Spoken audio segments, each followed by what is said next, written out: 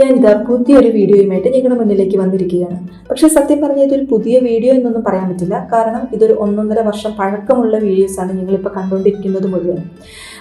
ഞാനിവിടെ വന്നിട്ട് ജോലി അന്വേഷിച്ചിറങ്ങിയ സമയത്ത് എടുത്ത വീഡിയോസാണ്. ഇതിന് എന്നെ സംബന്ധിച്ച് എനിക്ക് ഈ വീഡിയോസിന് ഒരുപാട് പ്രത്യേകതകളുണ്ട്. കാരണം ഒന്നാമത്തെ കാര്യം ടെൻഷൻ തന്നെ. അതായത് നാട്ടിൽ നിന്ന് ഇങ്ങോട്ട് കയറി പോരുമ്പോൾ അവിടെ ഇവിടെയും തമ്മിൽ നല്ല വ്യത്യാസമുണ്ട്. പിന്നെ എനിക്കറിയാവുന്ന ഒരു പരിചയക്കാരും ഇവിടെ ഇല്ല. എൻ്റെ മനോധൈര്യം കൊണ്ട് മാത്രം കയറി പോകുന്ന ഒരാളാണ് ഞാൻ. അപ്പം അതിൽ എനിക്കിവിടെ പരിചയക്കാരും ഇല്ല, അല്ലെങ്കിൽ ഇവിടുത്തെ എല്ലാമായിട്ട് എനിക്കൊന്ന് എന്താ പറയുക, എല്ലാം സെറ്റ് ആവാനായിട്ടുള്ള സമയം എനിക്ക് ഒരുപാട് എടുത്തു. പിന്നെ അങ്ങനെ നമ്മൾ പുറത്തേക്ക് ഇറങ്ങുമ്പോൾ പോലും നമുക്ക് ഇവിടുത്തെ ലാംഗ്വേജ് ഒന്നും മനസ്സിലാവുന്നില്ല. അങ്ങനെ ഒരുപാട് അതിനൊപ്പം ജോലി ഇല്ലാത്തതിൻ്റെ ടെൻഷൻ.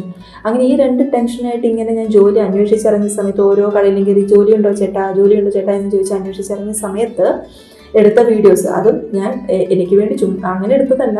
നാട്ടിലാണെങ്കിൽ അമ്മയൊക്കെ വിളിച്ച് നീ അവിടെ എത്തിയോ, അവിടുത്തെ ഒരു സ്ഥലവും ഞങ്ങൾ കണ്ടില്ല, വീഡിയോ കോൾ വിളിക്കുക, അങ്ങനെ ഇങ്ങനെയൊക്കെ പറഞ്ഞപ്പോൾ ഞാൻ കുറേ വീഡിയോസ് എടുത്ത് നാട്ടിലേക്ക് അയച്ചു കൊടുക്കാൻ വേണ്ടി മാത്രം എടുത്ത വീഡിയോസാണിത്. അല്ലാതെ എനിക്കിവിടെ വന്നിട്ട് 1% പോലും ഇതുവരെ ഈ യൂറോപ്യൻ കൺട്രി എനിക്ക് എൻജോയ് ചെയ്യാൻ പറ്റിയിട്ടില്ല എന്നുള്ളതാണ് സത്യം. ഒന്നും ഫുഡാണെങ്കിലും ഇവിടുത്തെ ആൾക്കാരെ പോലും എനിക്ക് മര്യാദയ്ക്കൊന്നും കാണാൻ പറ്റിയിട്ടില്ല എന്നുള്ളതാണ് സത്യം. പക്ഷേ ഇപ്പം ഞാനത് എൻജോയ് ചെയ്യുന്നുണ്ട്. ഇനി ഞാനത് എൻജോയ് ചെയ്യും. കാരണം ഇപ്പം ഞാൻ ഓക്കെയാണ്. ജോലിയായി ഒരു നല്ല കമ്പനിയിൽ കയറി ജോലിയെ അത്യാവശ്യം ശമ്പളം കൊണ്ട് ഇപ്പം ഞാൻ ഓക്കെയാണ്. ഇനി എനിക്ക് ഇവിടുത്തെ ലൈഫും എല്ലാം എനിക്ക് എൻജോയ് ചെയ്യണം. എൻ്റെ കഴിഞ്ഞ വീഡിയോ, അതായത് എൻ്റെ ആദ്യത്തെ വീഡിയോയിൽ ഒരാൾ കമൻറ്റ് ഇട്ടിട്ടുണ്ടായിരുന്നു, 5 മാസം വരെ ഇവിടെ വന്നിട്ട് ജോലി ഇല്ലായിരുന്നു, നാട്ടിൽ നിന്ന് പൈസ അയച്ചു തന്നിട്ടാണ് ജീവിച്ചത് എന്നൊക്കെ. ഇപ്പോൾ അവർ ഓക്കെയാണ്, ഇപ്പോൾ ജോലിയായി ഹാപ്പിയാണ് എന്നൊക്കെ അവർ പറഞ്ഞു. പക്ഷേ എൻ്റെ കാര്യത്തിൽ എനിക്കത് ടോട്ടലി ഡിഫറെൻ്റ് ആണ്. കാരണം എനിക്ക് ഫണ്ട് അയച്ചു തരാനൊന്നും നാട്ടിൽ ആരുമില്ല. ആൾക്കാരുണ്ട്, പക്ഷേ ഞാൻ അവിടെ നിന്ന് കടവും കടപ്പടിയായിട്ടാണ് ഇങ്ങ് കയറി പോകുന്നത്.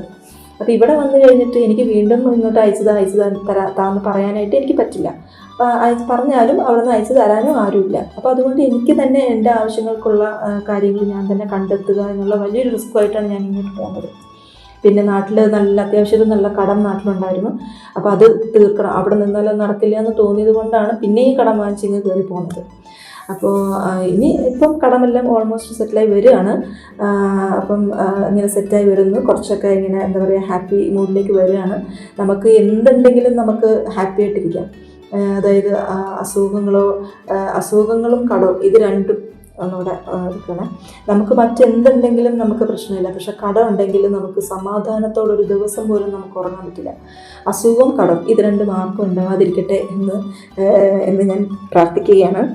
പിന്നെ അപ്പോൾ എനിക്ക് ഇവിടെ വന്നിട്ട് അതുകൊണ്ട് തന്നെ എനിക്ക് അവിടെ നിന്ന് ഫണ്ട് അയച്ചു തരാൻ ആരും ഇല്ലാത്തത് കൊണ്ട് തന്നെ എന്താ പറയുക, എനിക്ക് സ്ട്രഗ്ലിംഗ് പീരീഡ്, എൻ്റെ സ്ട്രഗ്ലിംഗ് പീരീഡ് എന്ന് പറയുന്നത് എനിക്ക് സ്ട്രഗ്ലിംഗ് പീരീഡ് തന്നെയായിരുന്നു. അതായത് പട്ടിണിക്കാലം എന്ന് തന്നെ എനിക്ക് പറയാൻ പറ്റുള്ളൂ.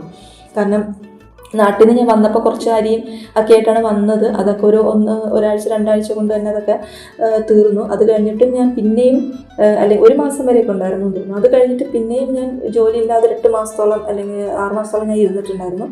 അത്രയും സമയം എന്ന് പറയുന്നത് എന്നെ സംബന്ധിച്ച് എനിക്ക് 6 വർഷം പോലെയായിരുന്നു. കാരണം ഇവിടെ വന്നിട്ട് ഇപ്പം ഫണ്ട് അയച്ചു തരാൻ ആരുമില്ല, നാട്ടിൽ നിന്ന് കാശ് അയച്ചു തരാൻ ആരുമില്ല. അപ്പം എനിക്കിവിടെ ജോലിയില്ല. അപ്പം നമുക്ക് പട്ടിണി കിടന്ന് മരിക്കാതെ എന്തെങ്കിലും കഴിക്കണമല്ലോ അകത്തേക്ക്. അപ്പം ഞാൻ സത്യം പറഞ്ഞു കഴിഞ്ഞാൽ ആ സമയത്ത് ഞാൻ താമസിക്കുന്ന വീടിൻ്റെ തൊട്ട് ഫ്രണ്ടിൽ തന്നെ ഒരു ആപ്പിൾ മരമുണ്ട്. അതിൻ്റെ താഴെ ഒരു ബെഞ്ചുണ്ട്. അത് ഭയങ്കര പീസ്ഫുൾ ഏരിയയാണ്. എനിക്ക് ടെൻഷൻ വരുമ്പോൾ ഞാൻ അവിടെ പോയിരിക്കും, ആ ബെഞ്ചിൽ പോയി കുറേ നേരം ഇരിക്കും. അങ്ങനെ ഒരു ദിവസം പോയി ഇരുന്നപ്പോഴാണ് ഈ ആപ്പിൾ മരത്തിൽ നിന്ന് ഒരു ആപ്പിൾ താഴെ വീണു. ഞാനപ്പോൾ അതിൽ നിന്ന് ആപ്പിൾ എടുത്ത് ഞാൻ മുറിച്ച് ഞാൻ കഴിച്ചു. പിറ്റേ ദിവസം ചെന്ന് നോക്കിയപ്പോഴത്തേക്ക് 2 വീണ് നടക്കുന്നുണ്ട്. അങ്ങനെ എനിക്ക് തോന്നുന്നു ഒരു 1.5 മാസത്തോളം ഞാൻ ഈ ആപ്പിളും ഓട്സും ഇതുപോലത്തെ ഫ്രൂട്ട്സ് മാത്രം കഴിച്ച് ഞാൻ ജീവിച്ച സമയമായിരുന്നു.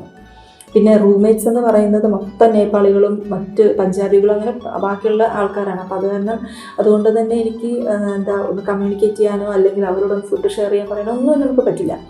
നമ്മൾ പറയുന്നത് എന്താണെന്ന് പോലും അവർക്ക് മനസ്സിലാവില്ല. അല്ലെങ്കിൽ നമ്മളെയൊക്കെ അവർ പല രാജ്യക്കാരായതുകൊണ്ട് തന്നെ നമുക്ക് സപ്പോർട്ട് എന്നുള്ള സാധനം നമുക്ക് കിട്ടില്ല. പക്ഷേ വേറെ പ്രശ്നങ്ങളൊന്നുമില്ല. നമുക്ക് അങ്ങനെ സ്മൂത്തായിട്ട് കഴിഞ്ഞു പോകാമെന്നുള്ളത്, നമുക്ക് നമ്മുടെ കാര്യം നോക്കി കഴിയാം എന്നുള്ളത് മാത്രമേ ഉള്ളൂ. അപ്പം ഞാൻ അങ്ങനെ ഈ ആപ്പിളും ഓട്സും മാത്രം കഴിച്ചിട്ട് ഞാൻ തള്ളി നീക്കിയ കുറേ മാസങ്ങൾ എനിക്കുണ്ടായിരുന്നു.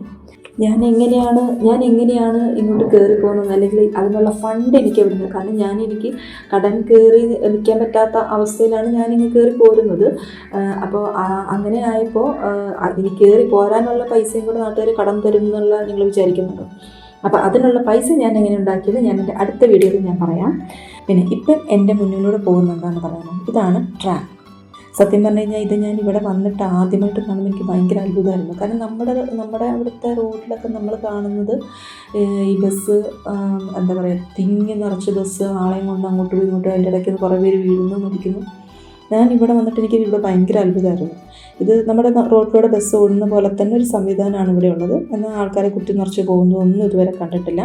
വളരെ എന്താ പറയുക, മാന്യമായ പെരുമാറ്റം, വളരെ എന്താ പറയുക, ഭയങ്കര അങ്ങോട്ടും ഇങ്ങോട്ടും റെസ്പെക്റ്റ് കൊടുത്തിട്ടുള്ള ഒരു കാര്യങ്ങളേ ഇവിടെ ഉള്ളൂ. ഇനി ട്രാമിനെ കുറിച്ച് പറഞ്ഞിട്ടുണ്ടെങ്കിൽ ക്രൊയേഷ്യയ്ക്ക് ട്രാമുകളുടെ സമ്പന്നമായൊരു ചരിത്രമുണ്ട് എന്നുള്ളതാണ് സത്യം. നിരവധി നഗരങ്ങളിൽ ട്രാം ശൃംഖലകൾ പ്രവർത്തിപ്പിക്കുന്നുണ്ട്. അതായത് ക്രൊയേഷ്യയുടെ ക്യാപിറ്റലായ സാഗ്രബിൽ ക്രൊയേഷ്യയിലെ ഏറ്റവും വലുതും വിപുലവുമായ സാഗ്രബ് ട്രാം ശൃംഖലയാണുള്ളത്. അതായത് 15 പകലും 4 രാത്രിയിലും, അങ്ങനെയാണ് ഇത് ഇവിടെ ഓടുന്നത്. പിന്നെ ഒസിജക്ക് എന്ന് പറയുന്ന സ്ഥലത്ത് രണ്ടാമത്തെ, അതായത് ട്രാം ശൃംഖലയിലെ രണ്ടാമത്തെ വലുതാണ്.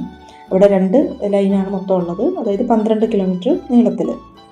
ഇനി ഡുബ്രോവ്നിക്കിന് 1910 മുതൽ 1970 വരെ ഒരു ട്രാം ശൃംഖല ഉണ്ടായിരുന്നു. എന്നാൽ ഇപ്പോഴത് പ്രവർത്തനക്ഷമമല്ല. ഇനി ഇതിൻ്റെ സാഗ്രബിൽ നമുക്കൊരു വണ്ടിയുടെ, അതായത് ട്രാമിൻ്റെ ഹിസ്റ്ററി നോക്കുകയാണെങ്കിൽ 1891 സാഗ്രബിൽ ആദ്യത്തെ കുതിരവണ്ടി ട്രാം ലൈൻ തുറന്നു. അത് ഗൂഗിളിലൊക്കെ നോക്കി അവൈലബിൾ ആണ്, ഇതൊക്കെ അറിയാൻ പറ്റും. 1910 സാഗ്രബിൽ ആദ്യത്തെ ഇലക്ട്രിക് ട്രാം ലൈൻ വന്നു.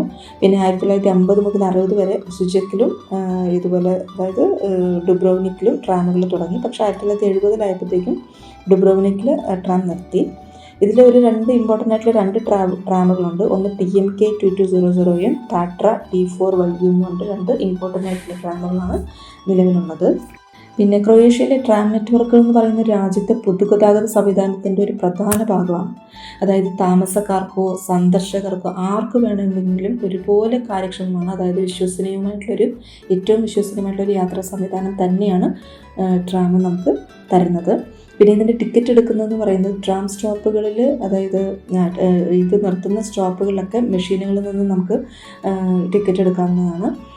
അതായത് ന്യൂസ് സ്റ്റാൻഡ്, മറ്റേ കിയോസ്ക് എന്ന് പറഞ്ഞ ഒരു സെറ്റപ്പിൻ്റെ കിയോസ്ക് അല്ലെങ്കിൽ സെറ്റ് ആപ്പ്, ഇതിൽ നിന്നൊക്കെ നമുക്ക് ടിക്കറ്റ് എടുക്കാവുന്നതാണ്. ടിക്കറ്റ് എടുത്തിട്ട് ട്രാമിനുള്ളിൽ കയറി ഇതിന് വാലിഡേഷൻ മെഷീനിൽ ടിക്കറ്റ് സ്റ്റാമ്പ് ചെയ്യണം. ഇതിൻ്റെ ടിക്കറ്റിൻ്റെ റേറ്റ് വരുന്നത് single ticket, day ticket, monthly ticket, അങ്ങനെ ഓരോരോ ഇതാണ്. അതിനനുസരിച്ച് പിന്നെ എത്ര ഇതാണെന്നൊക്കെ നോക്കിയിട്ട് അതിനനുസരിച്ച് മാറി വരും. പിന്നെ ട്രാമിലെ ഡ്രൈവർമാരുടെ കയ്യിൽ ടിക്കറ്റ് ഉണ്ട്, പക്ഷെ അത് എക്സ്പെൻസീവ് ആണ്.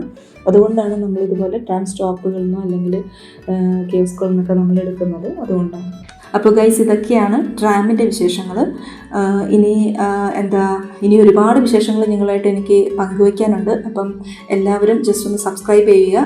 പിന്നെ നിങ്ങൾക്ക് ഇങ്ങോട്ട് കയറി പോരാൻ ആഗ്രഹമുള്ളവരുണ്ടെങ്കിൽ, അല്ലെങ്കിൽ ഇവിടെ വന്ന് പെട്ടുകിടക്കുന്ന ആൾക്കാരുണ്ടെങ്കിൽ, ജോലി ഇല്ലാത്ത ആൾക്കാരുണ്ടെങ്കിൽ, അല്ലെങ്കിൽ എന്തെങ്കിലും സഹായങ്ങൾ വേണ്ട ആൾക്കാരുണ്ടെങ്കിൽ ജസ്റ്റ് ഒന്ന് സബ്സ്ക്രൈബ് ചെയ്യുക, ഒന്ന് കമൻറ്റ് ഇടുക, ഞാൻ റിപ്ലൈ തരുന്നതായിരിക്കും. പിന്നെ എന്തെങ്കിലും അത്യാവശ്യ ഹെൽപ്പ് വേണമെങ്കിൽ ഫോൺ നമ്പർ ഞാൻ തരുന്നതായിരിക്കും. അപ്പം എൻ്റെ അടുത്ത വീഡിയോ അടുത്ത ആഴ്ച ഇറങ്ങും. അപ്പോൾ എല്ലാവരും മസ്റ്റായിട്ട് സബ്സ്ക്രൈബ് ചെയ്യുക, ഒന്ന് സപ്പോർട്ട് ചെയ്യുക. Okay, by.